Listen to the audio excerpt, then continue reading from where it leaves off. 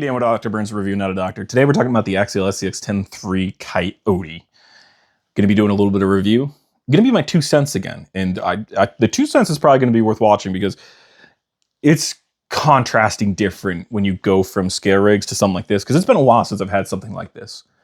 And I won't get into too many spoilers, but there's quite a bit to go over on this thing. So we always go through the specs, the bad, the good. There's going to be a little bit of comparing this to the TRX-4 Sport, the stock form. We're going to pretend this is stock because it is $350 if you don't get gold. So really, they're two different rigs, and I'll go over all of that. The only thing I ask you, because every time I do anything with the Traxxas video that I critique it all, just be respectful. Whether you're in the comments or in my DMs, which has been lately, just be respectful. That's all I ask. As always, this isn't sponsored. Manufacturers haven't been in contact with me. I'm not being paid. There's no affiliate links. This is all for you. This is my money, my rigs, my time. If the manufacturer doesn't like the video, I don't care. It's not for them. It's always going to be for you. That way you can get an honest review. Let's talk about some of the specs on this thing. And I'll try to get some B-roll of the box. I know some people like unboxings. I'm too impatient. I want to drive it. I'm excitable, so I just want to drive it. But I'll try to get some B-roll in case you are the kind of person that wants to see what the box looks like. Let's talk about the specs. So let me pop this body off. Body has the only plastic bits it has on it is this front piece and rear piece. It's all part of this clipless body system, which I actually kind of like. I wouldn't say more or less than it's better than this. Because they're two different bodies, it would be really tough to do this style. But I do like that it's just one clip in the back and the whole body comes off. And even putting it on is very, very easy. Let's go through the specs real quick. So the servo, S664 Spectrum, Hobbywing 1060, Axial 35 turn. I don't mind that actually. I'm actually pleasantly surprised by that. Portal axles all the way through, no fender wells. The shocks have been redesigned, and at least since the last time I've been through one of these bad boys, as far as an axial rig goes, I like them. I like them. Just the shocks on the bottom. The top is just fully sealed. I do like that the springs are on bottom. The top is fully sealed. I like that because at least you can go and change the springs later down the road. Anytime I get into, I'm not a huge fan of internal springs, but this I don't mind at all because it's still very easy to swap out springs and you have the option to do it. They are on the smaller side, but it's not detrimental to it. It's very impressive when it comes to that. IC3 Spectrum connectors, IC3 batteries. We're going to get into the battery and the charger in a minute because it kind of goes with pricing. Pricing, if you want blue or silver, $350. If you want gold, $399.99. You can also get this at $349.99. Depending on when you go. Hint, hint, wink, wink. Maybe try your local hobby town because I didn't pay $3.99. I might have gotten this on a deal. So, I'm a tiny YouTuber, so don't think, oh, Dan went in there saying he's done. Nobody knows who I am. This was, hey, it was on sale, so yeah. LCXU transmission. It's either a 4-gear or 3-gear, and I'll get into that too in a little bit. Because this is actually a pro, this gearbox. This is the first time I've used an LCXU. I've used some of the 2-speed variants. It's not the LCXU, it's the other one. The 2-speed one that came in like the JLU, the JT Gladiator. I like this. We'll go over in a minute. I don't want to spoil too much. Rest, metal links, which are high clearance.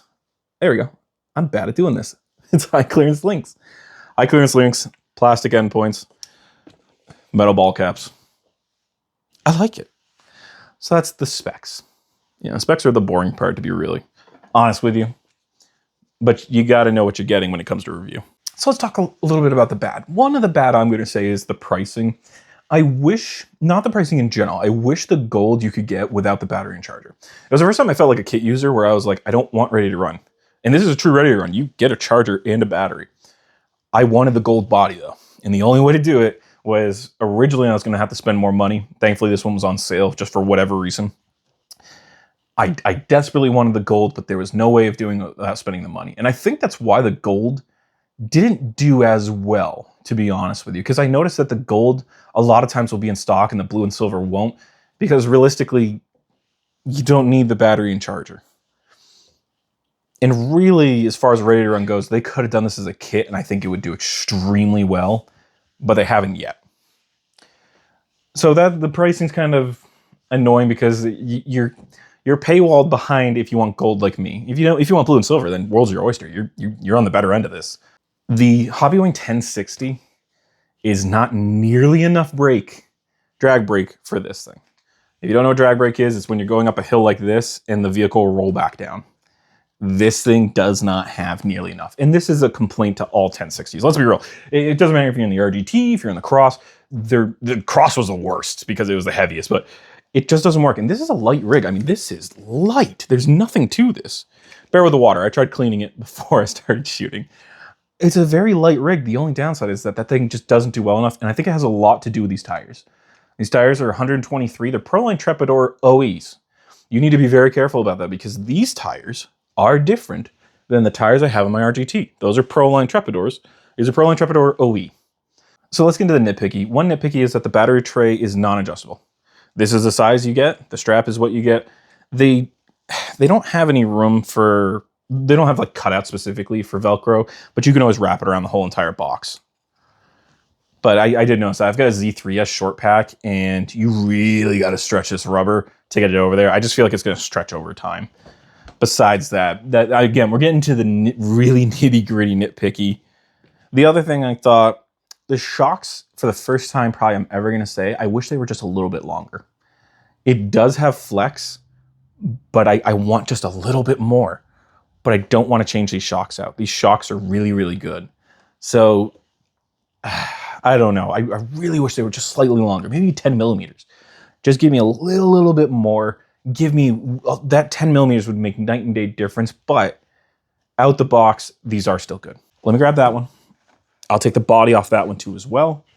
And we'll compare them because really these are the two that you're going to be looking at if you're looking for an inexpensive rig. One's a clear winner on performance. The other one's clear for scale. I think you can already guess where I'm going with this. And again, pretend this is stock, please. I didn't have the ability to completely tear this thing down and take everything off of it. Because you got to keep in mind when you get this thing stock, it does not have quite literally just about any of this. So keep that in mind that it's not going to have the same electronics. It's not going to have this box over here. I'm sorry. To get this back to stock would quite literally be tearing everything completely out of it, including the headlight assemblies, because you only get stickers. I'll double check that, but the last time I checked, you were still getting stickers. They just updated it for the clipless, and now it's only in gray and blue, which, where's my red and tan at? But real quick, they're both $350.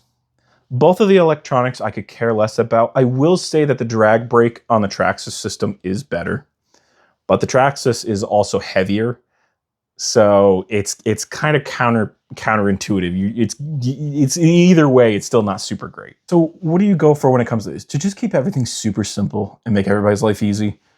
If you want to go scale, or you're looking for a trail rig, you just want something that you can do a lot of upgrades down the road as far as looks go, and as far as chassis and everything, because it is a TRX-4 at the end of the day. It is still a TRX-4 chassis. It's just got a shorter wheelbase. It's a 12.3 instead of a 12.8 on the bigger ones like the Defender and the Bronco. These guys, still all a TRX-4. I mean, the amount of upgrades are limitless on this thing. They're just endless. You have so many different things you can do. The Coyote, the scale bits, you're locked in, really. I have not found, and I'm not saying it's not out there. I'm just saying because I've been looking at this thing for months. Ever since it first came out, I really, really liked the idea of it, because I'm not usually a fan of it, but I kind of liked it because it was getting me closer to comp, but not getting me full comp.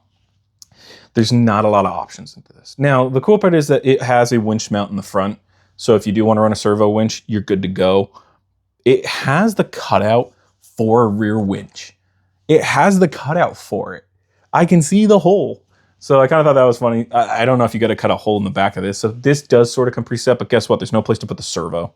You're going to be finding ways to do different things on this.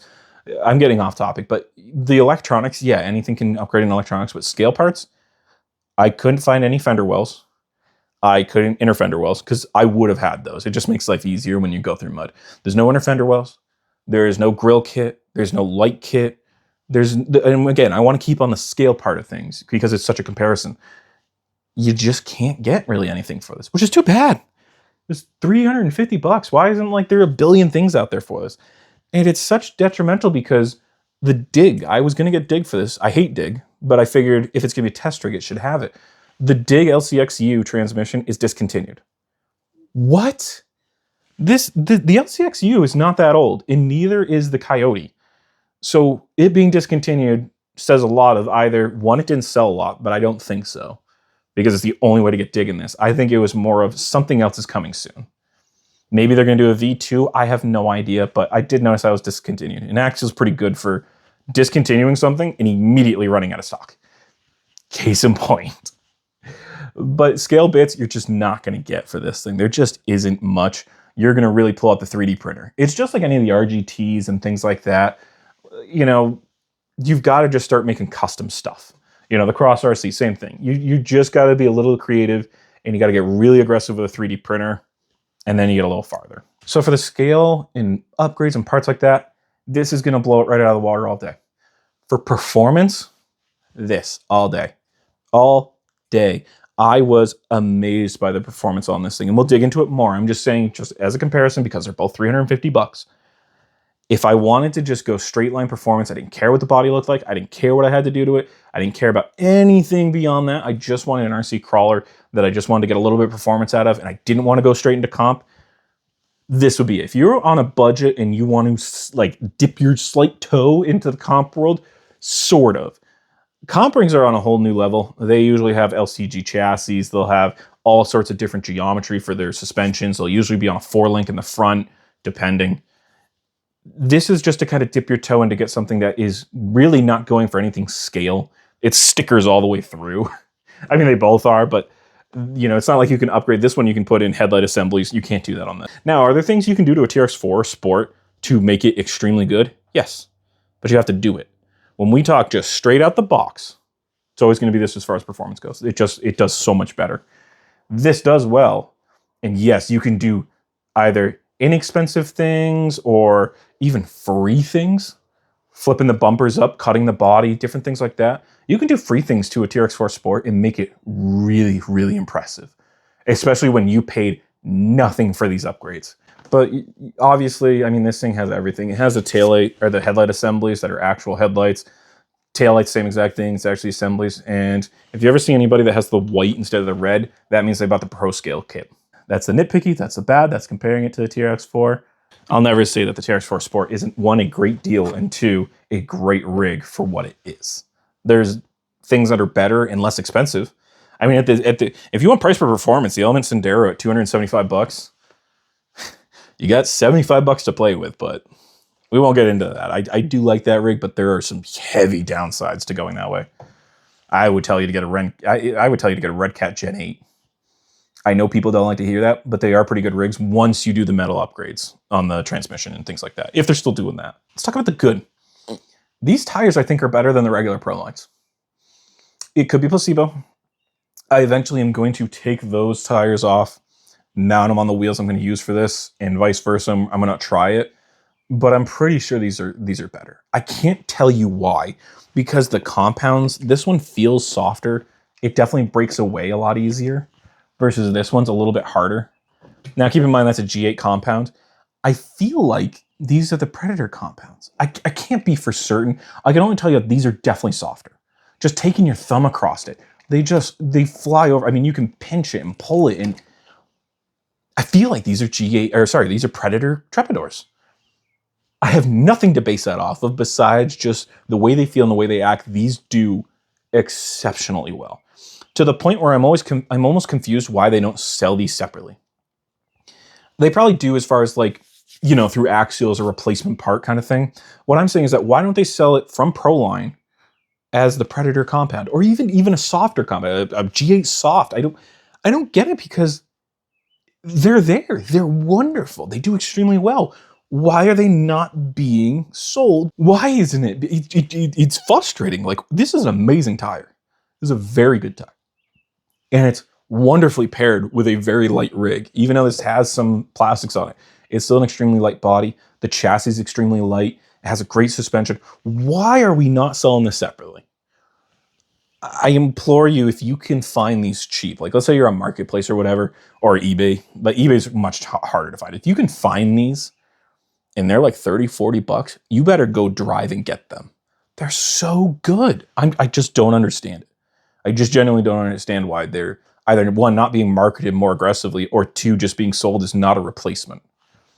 They're really good. I hope that I hope that Pro Line comes out with them. I think people need to enjoy this because I think a lot of people like the Trepador compound. One thing I'm not a huge fan of is that they are very, very stiff. I mean, these things are very stiff versus these are not. These are smooth as anything. I mean, I can literally just destroy the pattern. So that was kind of weird. And I didn't fully understand it, but it is what it is. Other good thing. The Portals of Portals, I'm going to be real with you. It's the A45P. There is nothing fancy about them. They do make a lot of different things. Like there was a straight axle kit. I don't know if that's still being made anymore. You can throw a lot of different axles onto this thing because the body is actually cut and pinched. Or just pinched, I should say. I shouldn't say cut. What is pinch? Pinch is when you take the body from here forward and pinch it down. Instead of being flat, like it'd go out like this, they pinch it, and they do it on the rear too, it pinches. It allows you to keep the whole entire rig lower so that when your actual tires flex up, it doesn't rub the body. So the axles are axles. High clearance links, love these. High clearance, a little bit thicker than normal. Color me impressed. It's nice at the price point. I already talked about the shocks, but I love the shocks. Shocks are good. Giving me an option to change out the spring and not just have it be this internal spring, or even worse, just once I have this kind of like really specific system. Now these shocks are thinner. The actual top outer part, 10.84 millimeters. Shaft, 3 millimeters. So they are weirdly a little smaller, but they do wonderful. And as of course in Axial history, it does have the little breather port on top to remove air. Always love that. I understand why other manufacturers don't do it because it's just another point of failure. But I don't have any leaking right now, and it hasn't leaked at all, so which is kind of impressive. I did not like the JLU JT shocks. On both the kit form of the JLU and the JT Ready to Run, both leaked. And of course, that was years and years ago. But so now, when we're coming into something like this, it's nice to see that they fixed it. I've noticed that too with Vanquish also did the same thing as far as their new Ready to Runs. It's nice to see that these manufacturers are kind of getting around to fixing the shocks. Should have been done, 5-10 years ago, but I'm always gonna be happy that they're fixing a problem that's been a problem for forever. The LCXU transmission is wonderful. Absolutely wonderful. It's a 4-gear. Yeah, 4-gear. And really one of them is just an idler when it really comes down to it, because you can actually take that one out. So there's an extra set of gears in the box. And this was a little frustrating for me because there's nothing, and maybe I missed it, but I went through the manual. I went through the online specs page. I went through what's in the box. It doesn't mention, and it's in a little baggie, a set of gears. Thankfully, people on Facebook, and yeah, I think it was on Facebook, that I had saw somebody ask the same question, because you just have a set of gears. It's for if you go away from portal gears and go to straight axles. One person had mentioned, and I fully agree with them, that it cuts the gearing down in half. So your 100% turns to 50% throttle. So here's where you shouldn't, when it's stock, you shouldn't change those gears out. Yes, it's really nice to have half throttle, or half speed, essentially. I shouldn't say half throttle, half speed. Really, really low, slow, amazing. There's a problem. When you hit the throttle to go forward, it goes backwards. Because you take that 4th gear out and it becomes a 3-gear system, you immediately change how the gears run as far as what direction they go. So all of a sudden forward turns to backwards and backwards turns to forward. I learned that very quickly because I did go through everything. And we'll get that in my 2 cents, but I did go through everything and I did change it out because I was curious. And it's too slow even for me. Yes, it's slightly faster than a walk speed, but I'm always like to have a little more, and I'll pull back the throttle to 75-50% on the remote, or if I have one that can change it, like the Axe system, I'll do that. It was just a little too slow for even me. Just a little too slow. So I put the original ones stock in. When you look at any of the B-roll or any videos that I have, it's going to be with all the stock gearing. But besides the little gears being weird and stuff like that, being able to have just a very simple 4-gear system, so nice. So nice. And again, I know that's a huge benefit to people still buying the old SCX10 3-gear. If you don't know, that is an extremely old gearbox that people still buy to this day. It is still being made, not by Axial, I don't think anymore, but aftermarket, there is so many SCX10, 10 original 3 gear, and 10.2 technically 3 gear, that you can buy because it's simple, easy, there's not too much for it. This really falls into the same exact plate where just 3 or 4 gears, depending on if you have Portal, it's a 4 gear. If you have that, it's a 3 gear. Either way, super simple, super easy. And I love that because I'm going to tell you right now, I've been doing maintenance lately. I know it comes with the territory, but this gearbox, this gearbox, this gearbox, and the cross gearbox are so complicated, and it's so nice because I do maintenance. At least the gearbox is usually twice a year, just to be safe.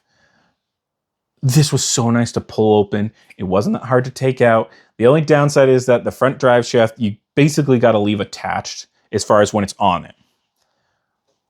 That reminds me of something, though, that I want to talk about. I'm sorry, we're already past the bad, but I got to bring it back up because it might not happen to you, but it happened to me. The drive shafts have a small dot on them.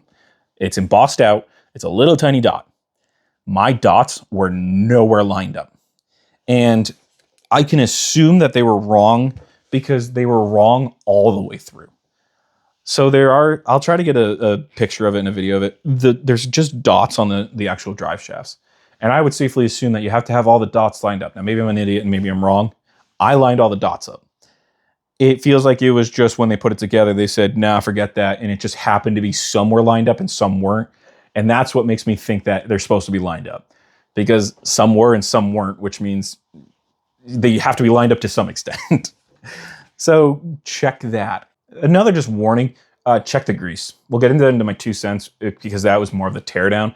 Check the grease. Check the grease before you run it. One other thing I noticed on that Facebook post, and I've seen it, the pins on your actual drive gear down below that actually go to your drive shafts, I've seen some that are sheared and already broken. So double check those.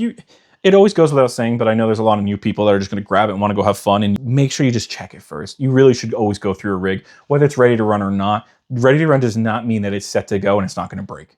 Ask anybody with a JLU or a JT ready to run about their dig servo. I was part of that where it smoked because I also foolishly assumed ready to run means that they already set it because I hadn't had that problem with Traxxas. Wasn't a great experience immediately jumping over to Axial, but is what it is. So there's a lot of good. The performance is great. The shocks are great. The tires are great. The wheels are plastic wheels. It doesn't matter. Who cares? The Axials are just your portals, so nothing to write home about. The links are high clearance. That's great. The electronics are hot garbage. I shouldn't say hot garbage, but I don't like them. They're just not great. It's the Hobby Wing 1060 and the 35 turn. The 35 turn Axial is fine. I don't mind this at all because it's just like everything else. It's a 540 and it's a light rig. I don't care about that. This 1060 though, if you're going to keep brushed or you're on a budget, get a 1080 in here. Get something with a serious drag brake. Get something that actually is going to hold on a hill.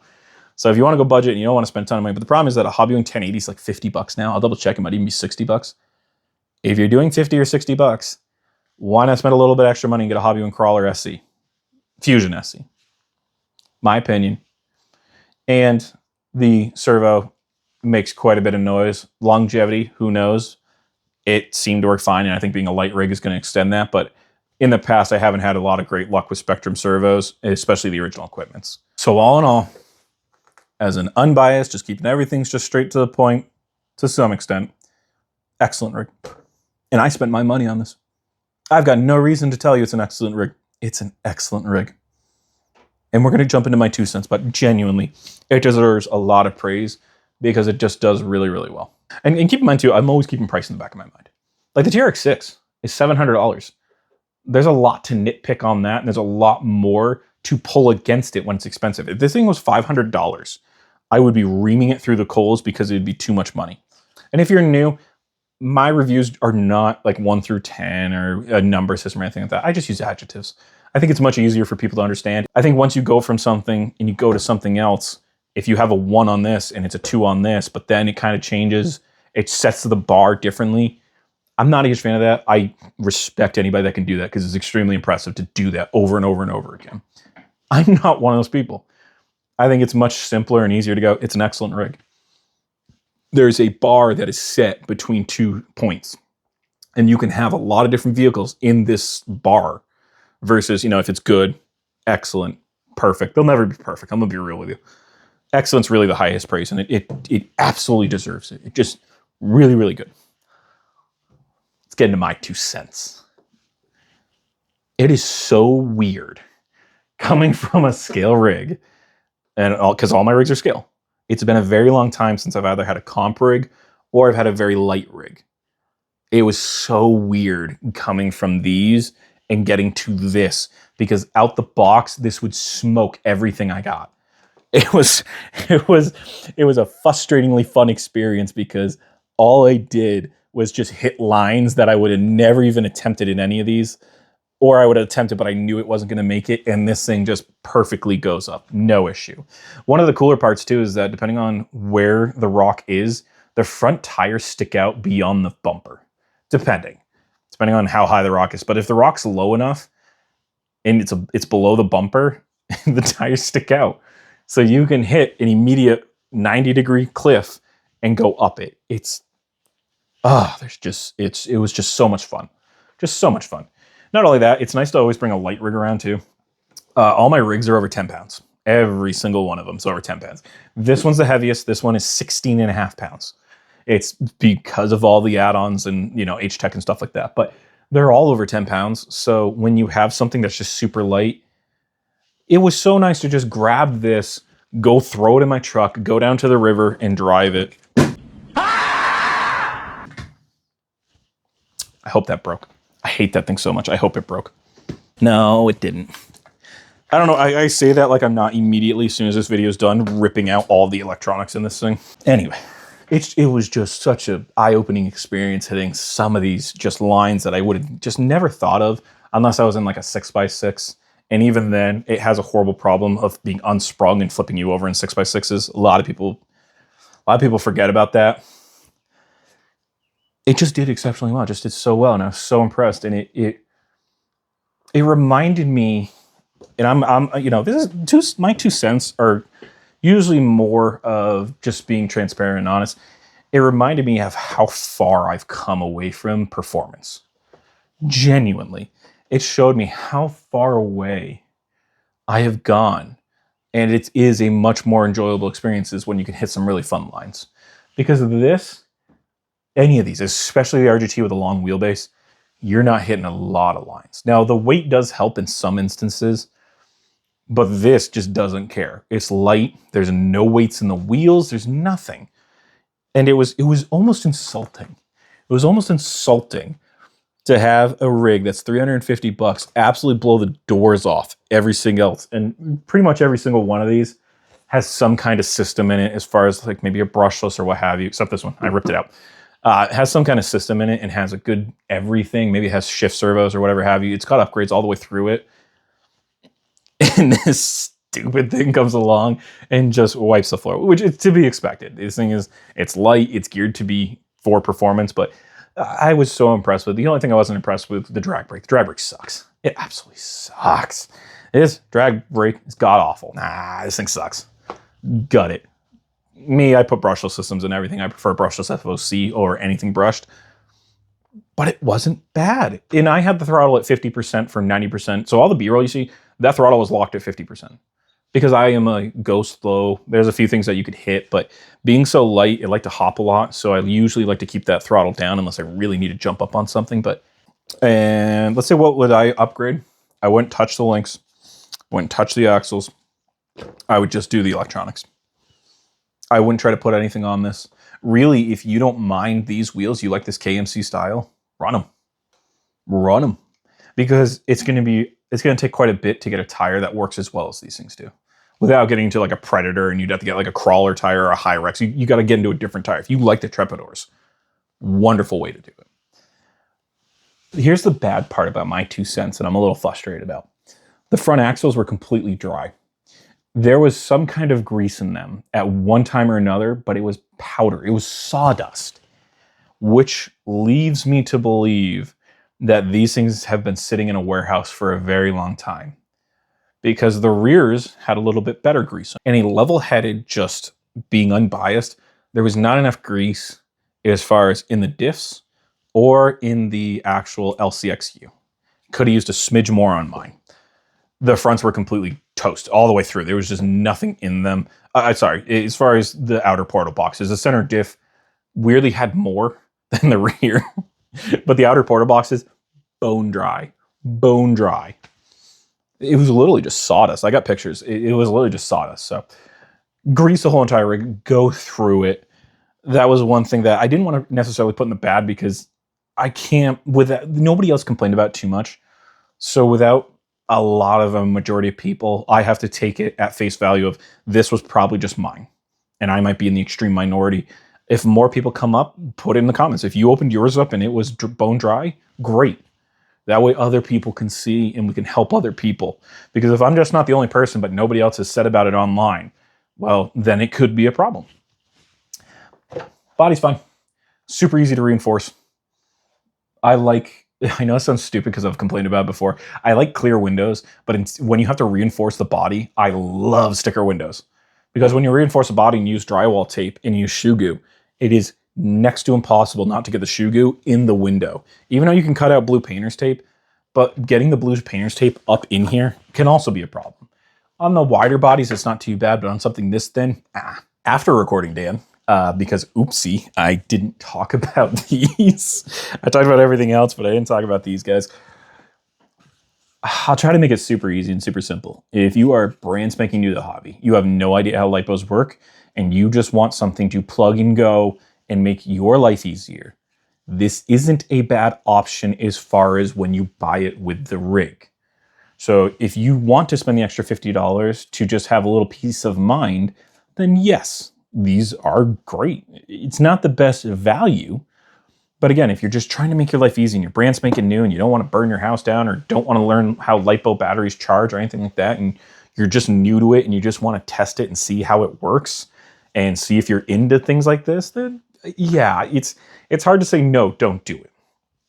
Now, if you don't mind doing a little bit of research, this is an IC3 connector. You know what else is an IC3 connector? An EC3 connector. So when doing research, you can get an EC3 connector and it will still connect to the rig. You cannot charge it off this though. So if you buy this combo and you want to go upgrade your battery, so this is a weird part, and I don't fully understand this, and I don't believe them either, but this has both your IC3, EC3 connector, and it has your balance port, but it says it can only charge smart batteries. I don't know. I'm not testing it because I don't have EC3. Everything's XT60 for me right now, but to just send home, yeah, if you're brand spanking new and you want to make life easy, yeah, $50, it's not the greatest value. You can get much better. The downside to this combo together and just these inexpensive USB-C chargers, you cannot storage charge it. I don't like having my batteries at full capacity. One, because you're just slowly killing the life, the actual longevity, the full life cycle of this battery. And two, if it becomes a spicy pillow or it decides to pop or whatever have you, I don't want the battery at full charge when it starts to just make blue flames and smoke come out. Okay, I want a storage charge. I implore anybody to just do a little bit of research, figure out that you can do EC3, and then buy a very inexpensive charger. Because you're going to get better value, because this is only 1300 milliamps, you're going to get a much higher milliamp battery. You may not get a better quality battery. That's a video on its own. I've never really had problems with any of the batteries I've had besides Hoovu, and that's me personally. Plenty of people have had great luck with them. So as far as quality goes, I've always seen them all pretty much the same. They just come with better features, like the smart feature, but I'm getting off tangent. Just do a little bit of research. EC3, inexpensive charger. Make sure it can do a storage charge to be safe, because you also don't want to leave it at a voltage cutoff, because over time, if that slowly goes down, you can kill the battery. It takes a while, but if you don't use it for a while, you can kill that battery pretty quick or drop a cell well below, and then you can't bring it back up, or you have to do a lot of work to bring it back up. So is the $50 worth it? It's up to you. If you're brand spanking new and you don't want to mess around with lipos and you want to make your life easy, sure. You can't storage charge it though. The remote. I actually give Axial a little credit. SR515 for the receiver. Why do I mention that at all? It's not a two-in-one. A lot of Axial products and just most products nowadays, as far as the spectrum side of things, come with what they call a two-in-one. It's your receiver and your ESC. This is an awful way to do it, because if you want to upgrade your remote, you have to upgrade the ESC. If you want to upgrade the ESC, you also have to go and upgrade the receiver. It's a very, very it's a good idea in practice, horrible idea in execution, because it kind of forces you to stick in the Spectrum world or whatever have you. When you have a 2-in-1 Spectrum and you want to upgrade the remote, you're kind of like, well, I could just get a Spectrum remote and make my life easy, and then I don't have to get an ESC and a receiver. I feel like that's the mentality, and it's just a business tactic to kind of just funnel you in, versus as soon as somebody just figures out how easy it is, they'll just replace both and call it a day. But that's my personal opinion, by the way. All this is my personal opinion when it comes specifically to this. If you have Spectrum stuff and you like Spectrum stuff, great. I've had Spectrum stuff. I've had so many DX5 rugged remotes, it's not even funny. But because I've been through it, I also just don't like spending the money. It really comes down to price per performance, and it's really hard to justify it when you get to that point, unless you're already in the Spectrum ecosystem. But if you're just starting out, get out of the ecosystem. But this remote will get you by. The only thing I didn't like is it doesn't have a reverser for the throttle, but it has a reverser for the steering. Now, I could be an idiot and there is a way to do it, but I didn't see a way of doing it. I did run through the manual, but that doesn't mean I didn't skim over something I shouldn't have. It's fine remote. I just wish they gave us the better one. I wish they gave us the one that actually shows you the smart, like how much you have left. I thought that was really weird, and I thought it was weird that they give you all Spectrum stuff. And why not, if you're going to pay $50 more, why not give me the better remote that tells me how much runtime I have left or how charged the battery is? You gave me everything else Spectrum smart. Why not give me the remote? I understand they're just being cheap or trying to keep it inexpensive, but give me the better remote if I got to spend $50 more. Either way, I forgot to mention it, and I wanted to put it in just so that people have it. But I really implore people to just go research the EC3 and charging and LiPo, because it's really a good thing to know. If you're going to stick in the hobby, you really need to know how to properly charge it, like a 1C. Make sure if you're doing a discharge that you understand that. If you're doing a discharge to a storage, that it's only probably going to be 0.2 amp, 0.5 amp if you're lucky. Like, it really is something you need to know if you're going to continue, to make sure that your batteries, one, are charge safe, make sure that you have a safe place for them, so on and so forth. I'm not going to get too deep into it, even though I go off on tangents like you wouldn't believe. So that was it. I'm going to stick this somewhere in the video and enjoy the rest. That's going to do it. Axial Scx10 III Coyote. It's great. It's wonderful. Loving it so far. I'm going to continue to enjoy it. You're going to see it a lot because this is now the test rig. So whenever I test anything beyond just what's in this right now, or if I get something new, it's going to be tested on this. Very, very, very excited for that. And I think this is one of the better rigs I could do for that without going full comp ready. I think this was the best rig I could do. That was different, not scale, performance-based. So thank you for watching. If you're from the last one, thank you even more. Good night.